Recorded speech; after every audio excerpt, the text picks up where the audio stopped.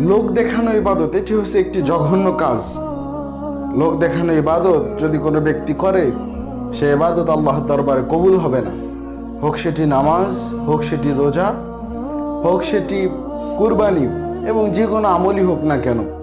আপনি যদি দানের ব্যাপারে আল্লাহ তাআলাকে বাদ দিয়ে লোকদের দেখানোর জন্য, লোকদের ভালোবাসা পাওয়ার জন্য দান করেন, তাহলে সে দান কোশ্চিন কালেও আল্লাহর দরবারে কবুল হবে না। আপনি যদি ইবাদত বন্দেগী করেন, আপনি যদি নামাজ পড়েন, নামাজ যদি আল্লাহকে বাদ দিয়ে যদি লোকদের দেখানোর জন্য আপনি নামাজ পড়েন, সে নামাজ আল্লাহ তাআলার দরবারে কবুল হবে না। আল্লাহ তাআলা কোরআনুল কারীমের মধ্যে ঘোষণা দিচ্ছেন, ফাওয়াইলুল লিল মুসাল্লিন, দুর্ভোগ সেসব মুসল্লিদের জন্য, আল্লাযীনা হুম আন সালাতিহিম সাহুন, যারা নামাজের মধ্যে লোক দেখানো নামাজ পড়ে, যারা নামাজের মধ্যে লৌকিকতা করে। এটাকে আরবিতে বলা হয় রিয়া।